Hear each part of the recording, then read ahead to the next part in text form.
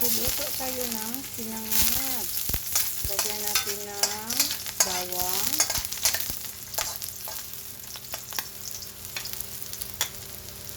sibuyas,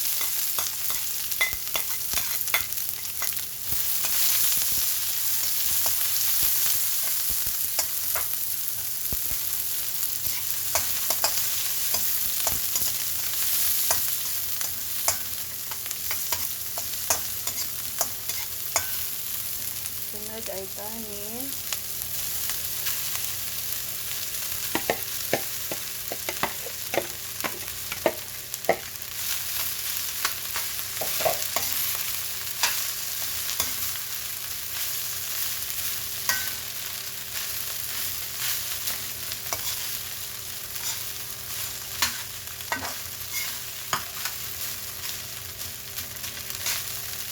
lagyan ng asin,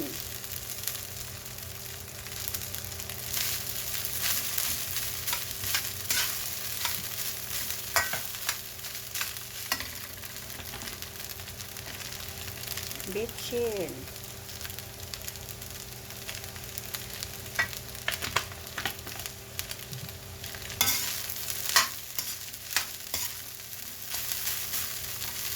halo-halo. Yan ang masarap na sinangag.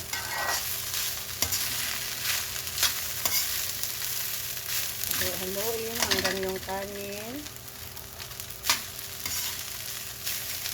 medyo pumula siya para masarap.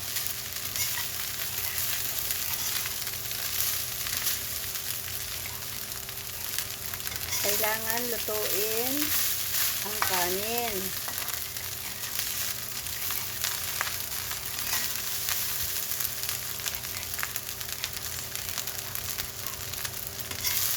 Ganyan ang sekreto ng masarap na sinangag. Kunting halo para maluto siya.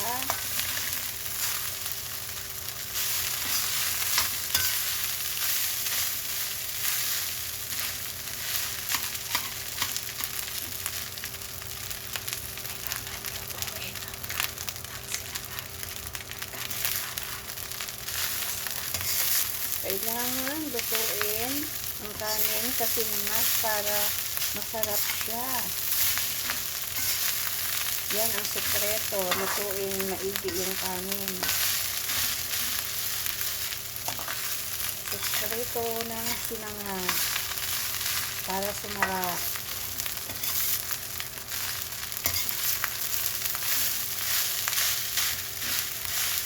At mag-antay-antay kayo kung anong sinangag specialty. May ilalagay pa kami dyan para special ang sinangag.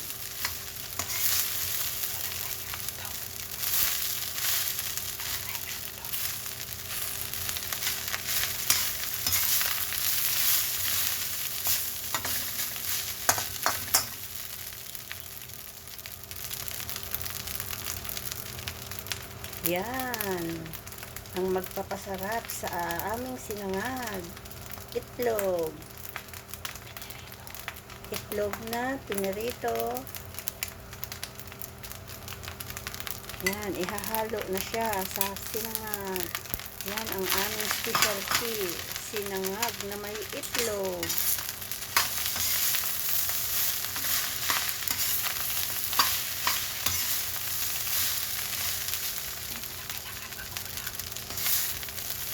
Yan ang sinangag na hindi na kailangang mag-ulam kasi mayroong ulam na. Sinangag na may ulam pa. Diretso na sa pinggan. Kain na agad.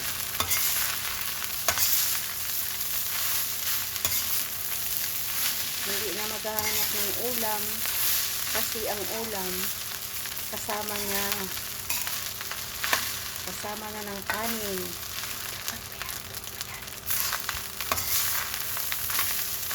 Dapat may hotdog pa to, kaso lang wala kaming hotdog. Kaya itlog na lang.